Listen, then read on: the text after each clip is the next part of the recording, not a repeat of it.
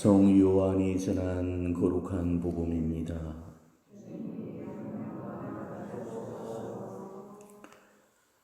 그때 예루살렘에서는 성전 복음 축제가 벌어지고 있었다.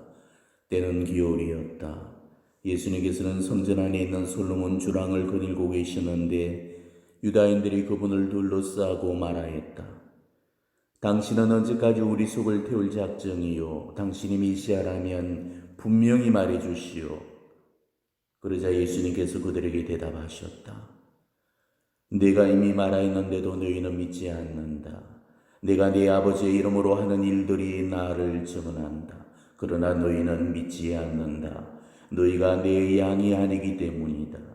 내 양들은 내 목소리를 알아듣는다. 나는 그들을 알고 그들은 나를 따른다. 나는 그들에게 영원한 생명을 준다. 그리하여 그들은 영원토록 멸망하지 않을 것이고 또 아무도 그들을 내 손에서 빼앗아가지 못할 것이다. 그들을 나에게 주신 내 아버지께서는 누구보다도 위대하시여 아무도 그들을 내 아버지의 손에서 빼앗아갈 수 없다. 아버지와 나는 하나다. 주님의 말씀입니다.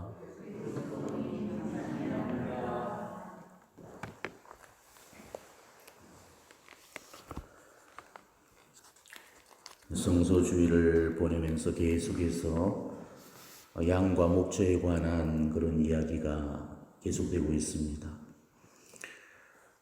오래전서부터 좋아하던 성화가 있었습니다. 바로 잃어버린 양을 찾아서 어깨에 메고 오는 그런 예수님의 모습을 담아놓은 성화였습니다. 마치 동화 속 풍경과 같이 그렇게 아름다운 모습이었죠. 한 번씩 목자 이야기가 나올 때면은 그 성화 모습이 제일 먼저 떠오르면서 아마 예수님의 모습이 그런 모습일 거라고 상상을 하곤 했습니다. 그리고 예수님께서 길 잃은 저를 어깨에 메고 바로 그런 모습으로 데려오신다고 상상하면서 행복해하곤 했습니다. 그런데 사제가 되고 나서부터는 그 성화를 볼 때마다 마음이 무척이나 무거워졌죠. 성화는 예전 모습 그대로인데 바로 예수님 자리에 제 모습이 오버랩되면서 나타나 보이고 또 예수님의 어깨에 올려진 그 어린 양은 제가 아니었고 제가 돌보는 신자들로 그렇게 보이는 거였습니다. 신자들 때문에 소가리를 할 때마다 또 말 안 듣고 못되게 구는 신자들을 만날 때마다 때로는 인간적인 마음에서 잘라내버리고 싶고 또 포기해버리고 싶은 그런 생각이 들곤 하죠. 그럴 때마다 그 성화가 제 머릿속에 떠오르면서 자꾸만 저를 괴롭히게 됩니다. 사목생활을 하다 보면은 꼭 본당에서 한둘은 고약한 신자들을 만나게 됩니다. 근데 때로는 그 한둘이 정말 천보다도 만보다도 저를 힘들게 하는 경우들도 있습니다. 그런 신자들을 마음으로부터 끼어안아 주려고 하면은 온통 가시를 쓰고 있기 때문에 제 마음이 피를 흘리고는 합니다. 너무너무 힘들게 할 때는 정말 기도도 해주기가 싫습니다. 그럴 때마다 그 성화의 모습이 떠오르게 되고 마음이 무거워지게 되죠. 오늘 강론 준비하면서 그리고 이 복음을 묵상하는 동안에 그 성화가 또 떠오르면서 제 마음속을 흡입하기 시작했습니다. 그러면서 저한테 스스로 질문 한 가지를 던져봤습니다. 나는 착한 목자인가? 라는 그런 질문이었죠. 정말로 양들을 위해서 제 삶을 바치고 있는 그런 착한 목자인지 아니면 저만을 위해서만 살고 있는 사꾼인지 저는 이 물음 앞에 정말 자신 있게 대답할 줄을 알았는데 답을 내리기가 어려운 질문이라는 것을 깨달았습니다. 아무리 잘 살려고 해도 아무리 잘 산다고 해도 예수님만큼의 착한 목자의 상과는 거리가 멀었고 예수님의 모습을 흉내도 내기 어렵다는 것을 알게 되었습니다. 사제직은 결코 쉬운 길이 아닙니다. 물론 이 세상에서 쉬운 길이 어디가 있겠습니까? 사제가 되건 결혼을 하건 어느 길도 쉬운 게 없습니다. 둘이 살건 혼자 살건 어려운 거는 매양 마찬가지입니다. 하지만 제가 여러분보다 조금은 더 낫지 싶습니다. 둘이 사는 괴로움보다는 이 혼자 사는 외로움이 그래도 조금은 쉬운 편일 겁니다. 하지만은 혼자 사는 것도 말처럼 쉬운 일이 아니죠. 제 방에 문 닫고 입 꼭 다물고 있으면은 누구랑 부딪힐 일이 없으니까 편할 것 같지만은 그거는 또 한편으로 자기를 부술 기회가 그만큼 없다는 소리와 같은 거죠. 이 말은 덕으로 진보할 기회가 없다는 소리와 같은 겁니다. 마누라가 있어서 바가지를 긁기를 합니까? 자식들이 속을 썩이기를 합니까? 처갓집 눈치를 보기나 합니까? 직장 상사 때문에 쩔쩔매기나 합니까? 소갈이 한 번 안 하고 다들 생속으로 그렇게 살고 있는 사람들이 우리 사제들입니다. 사제 주변에 얼정되는 신자들은 다 하나같이 예스맨들이고 예스우먼들이죠. 예예 그러면서 필요한 거 있으면 다 알아서 채워주고 가라면 가고 오라면 오고 정말 시키는 대로 고분고분 얼마나 말을 잘 듣습니까? 그러다 보니 사제들이 거만하고 고압적이고 또 권위주의에 물든 사제들이 많은 이유도 그래서 그러는 겁니다. 이거는 정말로 저를 포함해서 우리 사제들이 반성해 봐야 될 그런 대목이라고 생각을 합니다. 비단 사제만 그런 게 아닙니다. 지금 수도자들도 마찬가지죠. 언젠가 제가 상담을 하면서 누가 저한테 그런 말을 하는 거였습니다. 지금까지 착한 순위 하나 못 봤다고 어찌 그리 다들 못돼 먹었냐고. 물론 지나친 비약이고 과장이겠지만은 수도자들 역시도 반성해 봐야 될 그런 대목일 겁니다. 이 신부 수녀들만큼 저밖에 모르는 이기돌이 이기순위가 없죠. 결혼을 해봤습니까? 애를 낳아봤습니까? 시집을 살아봤습니까? 언제 자기를 죽여봐야만 알지요. 속이 문드러지고 뽀개져야만 사람이 될 건데 전부가 생속으로만 살고 있으니까 저밖에 모르는 인간이 되어버리고 마는 겁니다. 그러다 보니까 져줄 줄도 모르고 늘 이겨먹으려고만 하는 거죠. 특히 우리 한국 교회에서는 더 그렇다고 그러죠. 외국에서는 우리 한국을 사제들의 천국이라고 부르고 있습니다. 왜냐하면 한국 교회만큼 사제가 대접을 받는 곳도 드물기 때문이죠. 제왕처럼 그야말로 한 본당에서 왕으로 군림을 하고 있잖아요. 사제의 말 한마디가 곧 법이라고 할 정도로 많은 사제들이 권위적으로 살아가고 있습니다. 물론 다 그런 건 아니죠. 정말 겸손하고 온유한 사제들도 많이 계십니다. 하지만은 잘못 살고 계신 분도 적지 않다는 것은 부인할 수 없는 진실일 겁니다. 지금 한국 교회 신자들이 어떤 사제를 원하는지 정말 우리 신부님들이 신자들의 목소리에 귀를 열고 들어주는 그런 시간들이 있었으면 좋겠습니다. 사실 신자들이 사제들한테 바라는 요구사항은 그다지 거창하고 어려운 것들이 아닙니다. 신자들이 바라는 사제는 어떤 모습인지 신자들을 대상으로 설문조사를 했는데 신자들은 이런 사제를 원하고 있었습니다. 신자들을 진심으로 아껴주고 사랑해주는 사제, 또 겸손하면서도 예의를 갖출 아는 사제, 친절하고 온유하고 가슴 따뜻한 사제, 가난한 사제, 기도하는 사제, 강론을 잘해주는 사제, 가난한 사람들을 보살피는 사제. 신자들은 한결같이 바로 그런 사제들을 원하고 있었습니다. 한마디로 착한 목사이신 예수님을 빼닮은 그런 사제였죠. 그게 그렇게 어렵거나 무리한 요구도 아닌데 우리 신부님들이 그걸 못해주고 있습니다. 그거는 신자들이 요구해서 해야 되는 게 아닙니다. 착한 목자이신 예수님을 따른다면 이거는 너무나도 당연한 기본사항이죠. 그렇게 살려고 하는데도 잘 안 되는 거하고 그렇게 살려고 노력조차 하지 않는 것은 분명히 다른 거죠. 사제들은 예수님의 모습을 닮으려고 부단히 정진을 하고 노력을 해야 됩니다. 사제는 사꾼이 아닙니다. 사꾼은 보수를 받고 일하는 사람이고 양떼를 돌보는 일을 직업으로 삼는 사람이죠. 그래서 적당히 일하고 돈만 받아내면 됩니다. 사꾼은 양한테 관심이 있는 게 아니고 돈한테 관심이 있는 겁니다. 그렇기 때문에 위험한 현장에 뛰어들 이유도 없는 거고 대충 시간이나 때우면서 돈만 받아가면 되는 거죠. 자기 양들이 아니기 때문에 그런 겁니다. 하지만 사제는 사꾼이 아니고 목자입니다. 돈을 받고 일하는 그런 사람이 아니죠. 물론 일정 수준의 생활비와 성모 활동비를 보조받기는 하지만은 그거는 결코 보수가 아닙니다. 사제는 직업이 아닙니다. 사제의 직을 우리가 직업이라고 안 하고 직무라고 그러고 나아가서 성무라고 하는 이유도 그게 직업상에 맡은 임무가 아니기 때문에 그런 겁니다. 예수 그리스도의 이 사제직을 대신해서 예수님께서 세워주신 권위가 바로 사제직입니다. 그렇기 때문에 사제만큼 위대하고 엄청난 은총을 받은 사람이 없습니다. 사제의 이 손짓 한 번에 하나님께서 천상보좌를 비우시고 이 제단으로 내려오십니다. 누가 감히 하나님을 불러올 수 있고 모셔올 수 있겠습니까? 사제가 없다면 성체성사를 진행시킬 수가 없습니다. 예수님을 이 세상에 모셔올 수 있는 방법이 없는 거죠. 그러니 사제직은 우리 인간이 감히 받을 수 없는 놀라운 선물입니다. 이런 존엄과 권능을 부여받은 분들이 사제들입니다. 저는 이 세상 정말 모든 신부님들이 하나님께서 허락하신 사제직의 이 놀라운 신비를 정말 마음으로 더 깨닫게 되기를 진심으로 바라면서 매일마다 간절히 기도를 드리고 있습니다.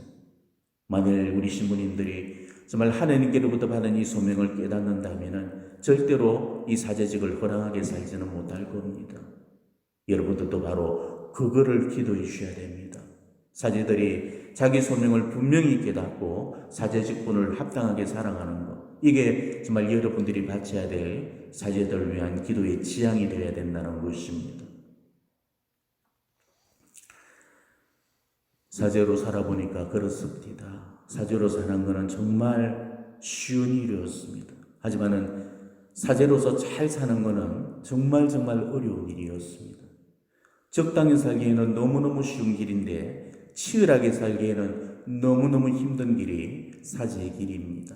그렇기 때문에 놀고 먹을 것 같으면 이보다도 편한 직업이 없는 거고 정말 제대로 살 것 같으면 이보다도 힘든 길이 없는 겁니다. 여러분은 사제들이 편한 길을 가기를 원하십니까? 힘든 길을 가기를 원하십니까? 아프고 고통스럽겠지만은 힘든 길을 가야겠지요. 그러라고 지금 사제로서 불림을 받은 겁니다. 사제가 힘들고 고통스러운 길을 제대로 걸으려면은 절대 인간적인 힘으로는 그 길을 걷지 못해요. 그래서 사제는 하느님의 사랑을 가슴 가득 품고 살아야 됩니다. 사제는 신자들의 사제이기 전에 하느님의 사제입니다. 그렇기 때문에 하느님을 온전히 사랑하지 못하면은 사제로서의 삶은 불행해질 수밖에 없는 겁니다. 인간적인 사랑만 가지고서는 이 사제직은 실패합니다. 많은 사제들이 하느님에 대한 사랑이 없이 인간적인 사랑만으로 지금 사제직을 살고 있기 때문에 그 사랑이 오래가지를 못하고 식어버리죠.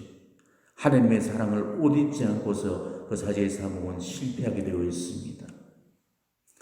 그 부활하신 예수님께서 베드로에게 3번씩이나 주셨던 말씀이 뭐였습니까? 네 양들을 돌보아라라는 말씀이었죠. 그렇지만 그 전에 베드로에게 먼저 물으셨던 그 3번의 질문이셨습니다. 너는 나를 사랑하느냐? 라는 그 물음이었습니다. 이때 베드로가 예 주님 저는 주님을 사랑합니다. 이렇게 3번을 고백을 하게 되죠. 그때 예수님께서 하셨던 말씀이 네 양들을 돌보아라는 말씀이셨습니다. 자, 그렇다면은 예수님은 왜 그렇게 말씀하셨을까? 왜 사랑한다고 물은 뒤에 사랑한다고 답을 하니까 네 양들을 잘 돌봐라고 하셨을까? 너는 양들을 잘 돌보려면 먼저 주님부터 사랑해야 되기 때문이죠. 주님을 사랑하는 그 사람만이 주님의 양들을 잘 돌봐줄 수 있기 때문입니다. 그걸 확인하고 싶었던 거죠. 근데 내가 죽으면서 사랑하는 자식을 맡겨야 된다면은 여러분은 누구한테 맡기시겠습니까?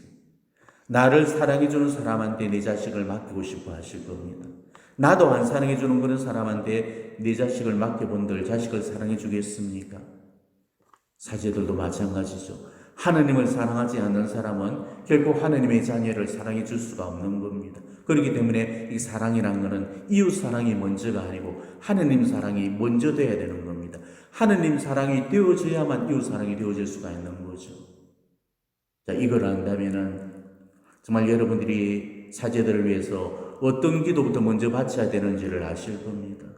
하느님의 사랑으로 충만해질 수 있도록 사제의 성화를 먼저 지향해 두시고 기도하셔야 됩니다. 그게 제일 시급한 문제입니다. 사제 하나가 세속화되면 신자 전체가 세속화되어집니다. 사제 하나가 성화가 되면 신자 전체가 성화가 되게 됩니다. 이 세상에 완전한 사제는 없습니다. 모든 사제들이 인간적인 약함이나 결함이나 불완전들을 다 갖고 있죠. 예수님은 완전한 사제를 뽑으신 적이 단 한 번도 없으십니다. 제자 12를 뽑아 놓았을 때도 불완전하고 어리석고 결함 많은 사람들이었습니다. 자격자들이 아니었고 오히려 자격 미달자들만 뽑으셨죠. 자, 그렇다면 왜 예수님은 그런 사람들을 선택하셨을까? 예수님은 그들이 불완전하다는 사실을 알고서도 그들을 뽑으셨습니다. 배반할 줄도 미리 하셨고 부인할 줄도 미리 하셨고 도망칠 줄도 미리 다 알고 계셨습니다. 그러지만은 언젠가는 다시 돌아와서 자기 사랑을 완성할 거라는 것도 알고 계셨습니다. 예수님은 그들의 마음속에 들어있는 예수님을 향한 그 사랑과 사람들을 향한 그 사랑을 보셨던 겁니다. 비록 지금은 부족하고 결점 많은 그런 모습이지만은 언젠가는 당신의 사랑을 받으면서 조금씩 그 사랑을 완성시켜 갈 거라는 것을 아셨기 때문입니다. 자, 그렇다면은 사도들도 그거를 알고 뽑으셨다면은 사제들도 그거를 알고 뽑으셨던 겁니다. 결함투성이의 부족하고 불완전한 모습들, 은행과 인격과 삶에서 정말 사제로서 부족함이 많다는 걸 아셨지만 그래도 그를 사제로 뽑으신 겁니다. 그는 정말 하나님의 자비께서 사제들에게 허락하시는 놀라운 선물이십니다. 자격이 있는 사람만 사제가 될 수 있다면 아마 이 세상 어느 사제도 사제가 못 되었을 겁니다. 제가 왜 이 말씀을 드리냐 하면 예수님도 정말 못 봐줄 만한 사람을 봐주셔서 사제로 뽑으셨다면 여러분들도 못 봐줄 만한 사제를 봐주셔야 된다는 겁니다. 예수님이 그랬으니까 여러분도 그래야 된다는 거죠. 갈수록 사제 노릇하기가 힘들어지는 세상입니다. 우리 신자들의 믿음도 예전만 같지 않고 또 사제를 대하는 신자들의 모습도 많이 달라졌습니다. 사제들의 은행이 늘 신자들 입방아에 오르내리고 씹히고 뜯기는 일이 이제는 예산일이 되고 말았습니다. 사제들이 신자들로부터 험한 꼴을 당하는 경우도 이제는 놀랄 일이 아닐 정도로 흔할 일이 되어버렸죠. 퍼가면은 주술을 집어넣고 좀만 마음에 안 들면 교구청을 찾아가고 정말 협박하듯이 주교님께 본당 신부 바꿔달라는 요구를 보란듯이 하고 있습니다. 그래서 지금 신부님들도 험한 꼴 당하기 전에 빨리 은퇴하고 싶다는 그런 말씀들을 하고는 하십니다. 사제를 건드리는 게 얼마나 무서운 독성죄가 되는 줄도 모르고 그 무거운 죄를 자기 영혼 속에 쌓고 있는 그런 신자들이 너무나 많습니다. 그 벌을 나중에 어떻게 다 감당하는지 모르겠습니다. 작은 선물 하나 부수는 것도 독성죄인데 그 엄청난 선물을 부수는 게 얼마나 큰 독성죄가 되는지조차 모르고 그런 엄청난 죄를 범하고 있죠. 죽어봐야만 자기가 무슨 짓을 했는지 자기 죄를 깨닫고 후회하게 될 겁니다. 이 얼마 전에 들었던 얘기인데 어느 나이 드신 신부님이 강론을 하시면서 예전에 사제를 요구하던 신자가 갑자기 심장마비로 죽었다는 그런 얘기를 하니까 그 신자 공동체가 정말 가소롭다는 듯이 다 비웃더라는 겁니다. 정말 무서운 얘기를 우습게 버리는 그 세태가 우리도 무서웠습니다. 여러분들도 이 이야기를 비웃으시겠습니까? 실제로 한 신비가가 신자들이 사제를 비난하고 모욕할 때마다 정말 예수님께서 녹이 띈 모습으로 노려보고 계셨다고 그럽니다. 예수님은 사제를 욕하고 흉보는 것을 그만큼 싫어하십니다. 사도들을 뽑으실 때도 당신 마음에 드는 사람을 뽑으셨다고 그랬잖아요. 당신 마음에 드는 그 사제를 욕하고 비난하는 것을 예수님은 불쾌히 여기시고 못마땅하게 여기십니다. 정말 한때 사제를 하늘처럼 받드는 그런 시대가 있었습니다. 그래서 우스갯소리로 사제와 하나님은 동기동창이라는 농담이 생겨날 정도로 사제적인 전성시대가 있었습니다. 사제의 그림자도 밟지 못하고 사제가 뺨을 때리고 회초리를 대어도 눈물을 흘리면서까지 맞고 있었던 그런 시대가 있었습니다. 물론 이런 게 결국 좋은 모습은 아니겠지만 가히 우리 사제의 순환시대라고 불릴 정도로 오늘날의 이 개탄스러운 현실에서 정말로 옛날이 그리워지는 것은 저만의 욕심일까를 생각해 봤습니다. 이제 우리 교회 내에는 위계 질서가 다 무너져 버렸습니다. 순명도 다 사라졌다고 해도 과언이 아닙니다. 사제는 더 이상 신자들로부터 존경받지 못하죠. 대사회적으로 이제는 사제를 성직자로 안 봅니다. 종교인으로 분류하고 있죠. 바로 신자들도 그런 시선으로 지금 우리 사제들을 대하고 있습니다. 여러분은 그런 적이 없었는지를 물어보셔야 됩니다. 사제들에 대한 주문을 내고 사제들의 사목을 헐뜯거나 비난하고 사제들의 은행을 요구한 적은 없는지를 반성해 보셔야 됩니다. 저는 지금 여러분의 본당 사제입니다. 하나님께서 여러분들에게 보내주신 이 본당의 사제죠. 그렇지만은 여러분 본당의 그 사제는 저 하나만이 아니었습니다. 하나님께서는 여러분 본당의 이 사제를 전에도 보내주셨고 지금도 보내주시고 앞으로도 보내주실 겁니다. 그래서 지금까지 여러 사제를 만나셨고 앞으로도 계속해서 만나게 되실 겁니다. 이런 모습의 사제, 또 저런 모습의 사제 등등 여러 다양한 모습의 사제들을 만나게 되실 겁니다. 그리고 그동안 여러 사제들 안에서 또한 여러 가지 모습들을 봐오셨을 겁니다. 좋은 모습도 봐왔을 거고 또 좋지 못한 모습도 또 봐왔을 겁니다. 저 사제한테는 없는 모습이 이 사제한테는 있고 저 사제가 하는 것을 이 사제는 안 하고 그렇게 서로 사목을 비교하면서 입을 대문하셨을 겁니다. 그런데 좋은 모습들을 칭찬하기보다는 아마 좋지 못한 모습들을 비난하거나 요구하는 경우들이 훨씬 더 많았을 겁니다. 이거 정말 우리가 반성해 봐야 될 대목입니다. 예전에야 몰라서 그랬다 손 치더라도 지금은 그래서는 안 됩니다. 지금 저한테도 물론 그래야 되겠지만 앞으로도 여러분은 이 본당에 오실 신부님들을 비난해서는 안 됩니다. 왜 신부님들이 오실 때마다 이 신자들로부터 비난과 욕을 듣는 거겠습니까? 칭찬받고 박수 받으면서 떠나는 그런 사제가 어디가 있습니까? 처음 본당 부임할 때는 다들 좋은 신부님 오셨다고 좋아 난리를 치다가 한 3년 그렇게 본당에 머물다 보면 이런 비난 저런 책이 잡히다가 이 본당 떠날 때는 우리 신부님 빨리 안 가시냐고 날짜만 쓰고 앉아야 했거든. 이게 어느 본당도 예외 없는 지금 사제와 우리 신자의 관계였습니다. 이렇게 될 수밖에 없는 이유가 뭐겠습니까? 지금 우리 신자들이 사제들한테 완전한 예수님의 삶을 요구하고 있기 때문에 그런 겁니다. 그렇지만 이 세상의 완전한 사제는 예수 그리스도 한 분뿐이십니다. 그렇기 때문에 예수님 같은 사제를 욕심내어서는 안 되는 거죠. 신자들이 그 욕심부터 버려야 됩니다. 그 욕심이 지금 신자를 망치고 사제를 병들게 만들어 놓습니다. 사제가 아무리 잘 살아도 예수님 같이는 될 수가 없죠. 지금 여러분에게 필요한 사제는 완전한 사제가 아닙니다. 인간적인 약점이나 한계를 지니고 있으면서도 자신의 그 약함과 부족함을 하느님의 사랑으로 메워가는 사제입니다. 비록 잘 사는 사제가 아니어도 정말로 잘 살려고 노력하는 그 사제면 그걸로 충분합니다. 더 이상의 욕심은 접어야 되는 겁니다. 지금까지 본당 사제들을 비난하고 헐뜯은 분들 정말 가슴에 손을 얹고 자신에게 물어보시기 바랍니다. 본당 사제들을 욕하기에 앞서서 자신이 정말 욕할 자격이 있는지부터 물어보셔야 됩니다. 자기는 예수님 같은 신자가 아니면서 본당 사제들한테는 예수님 같은 사제를 기대하는 것은 이건 지나친 욕심이 아닐 수 없는 겁니다.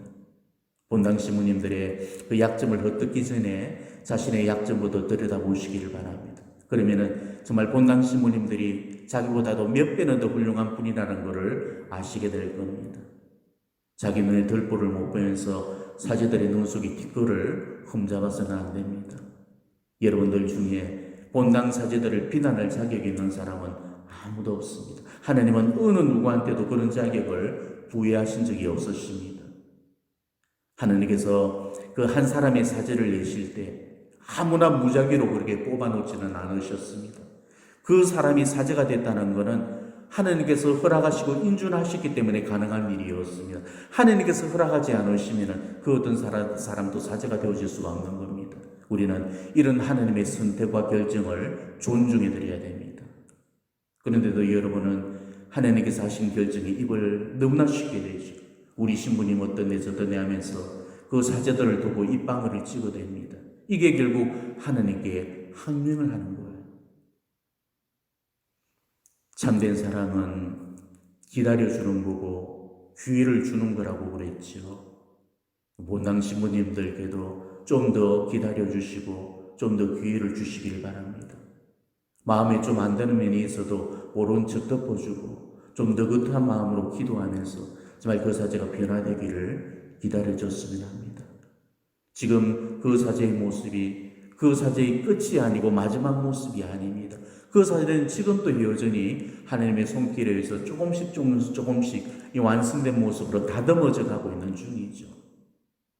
예수님은 당신이 뽑아놓으신 그 사제를 절대 나 몰라라 방치해두지 않으십니다. 우리 눈에는 지금 그 신부님이 안 바뀌는 듯 보이지만은 절대 아닙니다. 비록 여러분들 눈에는 드러나지 않지만 조금씩 변화되어 가고 있는 중이에요. 사제의 기도가 그렇게 만들어가고 있고 사제의 경험이 그렇게 만들어가고 있는 겁니다. 거기다가 여러분들이 바쳐주는 그 기도가 그렇게 만들어가는 겁니다. 그렇기 때문에 그 사제가 좀 더 성장하고 좀 더 완성되기 위해서는 기다림의 시간이 절대적으로 요구됩니다. 그런데도 우리 신자들은 기다려주는 것을 잘 못하죠. 본당 신부님 하는 게 조금만 지 마음에 안 들면은 대번에 이러쿵저러쿵 입을 대고 일거수일투족의 꼬투리를 잡아서 우리 신부님이 이러니 저러니 그럽니다. 이런 거는 결코 바람직한 모습이 아니에요. 본당 신부님들 제발 좀 불쌍하게 봐주시길 바랍니다. 뭐가 좋다고 사제가 되고 싶겠습니까? 누구라도 안 그렇겠습니까? 결혼해서 애 낳고 돈 벌면서 지혜하고 싶은 일 해가면서 재미지게 살고 싶은 게 사람 마음인데 왜 사제들이라고 그런 마음이 없겠습니까? 하느님 사랑 때문에 그런 인간적인 모든 사랑마저 내려놓고 사는 것만도 이쁘잖아요. 하느님을 위해서 신자들을 위해서 지하몸 바치는 것만도 고맙잖아요. 야물딱지게 지욕심 딱딱 챙겨가면서 이기적으로 사는 그런 사람은 돈 벌러까지 사제 길로 안 갑니다. 인간에 대한 그런 연민과 사랑이 없는 사람은 절대 사제 길을 걸을 수가 없는 거예요. 자, 그러면은 뭘 더 바라겠습니까? 여러분들이 감히 못하는 거를 지금 사제들이 하고 살잖아요. 그것만으로도 정말 존경을 하고 감사할 일이잖아요. 아무리 우리 사제들이 못됐다 나쁘다 하더라도 여러분들하고는 비교할 수 없습니다. 그래도 사제인데 못된 분들 얼마나 못됐고 나쁜 분들 얼마나 나쁘겠습니까?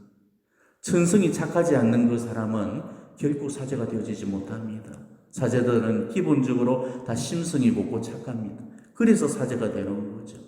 그 존재의 밑바탕 속에 인간을 향한 측은지심이 배어있지 않는 그런 냉혹하고 무자비한 사람은 사제가 되어질 수 없는 겁니다. 사제들의 괴로움이 뭔지 아십니까? 자기 완성도 이루지 못한 제 남의 완성을 도와야 되는 그런 자기 모순 속에 허덕이며 살고 있는 거예요. 차라리 스님이라면은 산중에 들어가서 자기 수련이나 하고 살면 되지. 하지만 사제는 회중 앞에 서야 되고 회중 가운데서 하나님 말씀을 선포해야 됩니다.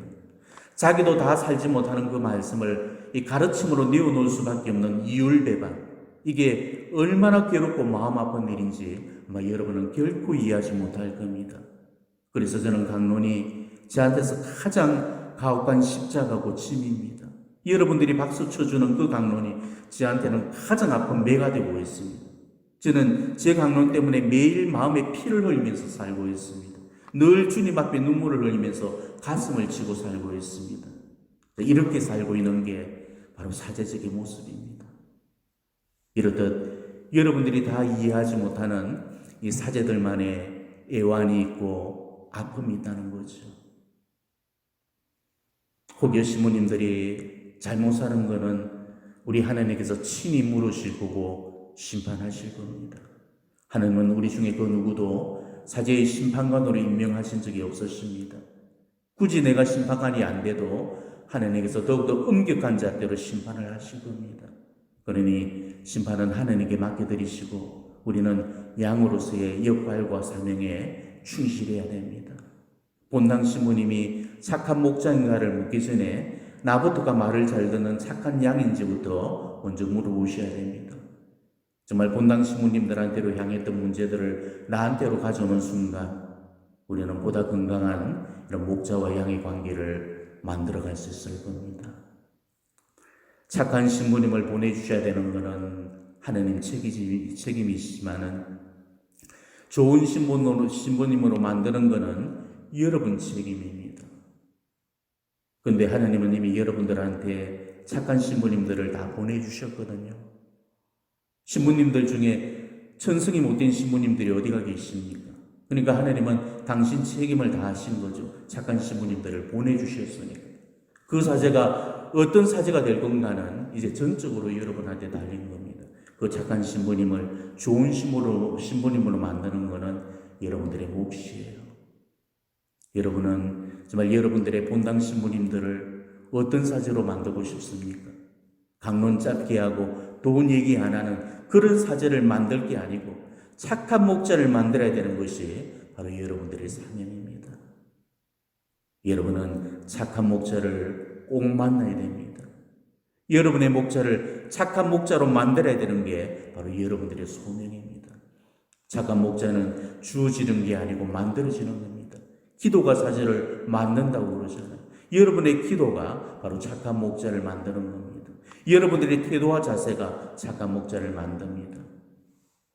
맨날 첫날 사제를 실주로만 데리고 다니면은 그 사제는 주중뱅이 사제가 될 거고, 돈 봉투만 찔러주게 되면 그 사제는 돈맛에 길들여지는 사제가 될 거예요.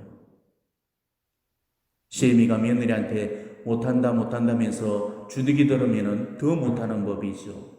본당 신부님 하는 일마다 사사건건 것을 못마땅해 하고 투덜거리고 씹어제끼면 잘하는 것까지 못하게 되고 잘 사는 것까지 못 살게 되는 겁니다. 그러니 이 사제들이 타락을 하고 사제가 옷을 벗는 것은 그 절반이 우리 신자들의 책임인 겁니다. 목자와 양의 관계라고 해서 주는 쪽 받는 쪽이 따로 있다고 생각하면 오산이에요. 사제와 신자는 어느 한쪽이 어느 한쪽한테 일방적으로 주거나 받는 그런 기생관계가 아닙니다. 서로가 서로에게 도움을 주고받는 공생관계예요. 부족하고 나약한 모습들을 서로 보완해주는 관계입니다. 그럴 때 가장 건강한 이 사제와 신자의 관계가 정립이 되어질 수가 있습니다. 목자만 착해서도 안 되고 양만 말을 잘 들어서도 안 됩니다. 목자가 착하듯이 양도 착해야 되고 양이 말을 잘 듣듯이 목자도 양의 말을 잘 들어줄 줄 알아야 되죠. 결국은 상대적인 겁니다. 목자가 착해지면 양도 말을 잘 듣게 되고 양이 말을 잘 들으면 목자도 착해지게 되는 겁니다. 아무튼 이 목자만 착할 것이 아니고 양도 착해져야 된다는 거, 저는 오늘 여러분들에게 바로 그거를 말씀드리고 싶어요. 목자에게 요구만 할 것이 아니고 정말로 양으로서의 의무를 다하고 있는지를 먼저 반성해 보자는 겁니다. 내가 목자의 영성을 얼마나 따르고 있는지를 오늘 복음에 비춰서 다시 한번 성찰해 보시고, 또 목자이신 여러분의 본당 신부님들께 더욱더 깊은 존경과 순명으로 쓸 수 있는 그런 여러분이 되셨으면 좋겠습니다. 그리고 오늘은 특별히 지금 현재 여러분의 본당 사제인 저를 위해서 묵주기도 5단이라도 좀 바쳐주셨으면 합니다. 그리고 이 본당을 거쳐갔던 그 신부님들을 기억하면서 또 5단을 더 드리시고, 그분들 중에 정말 기도가 필요한 신부님들을 위해서 또 5단을 바쳐주시고, 나머지 5단은 나한테 상처를 줬다거나 내가 싫어하고 미워했던 그 신부님들을 위해서 바쳐드렸으면 합니다. 이런 지향을 두고 우리가 기도를 바침으로써 여러분 목자와의 관계를 회복시키는 그런 은총의 시간들이 되시기를 바랍니다. 아멘.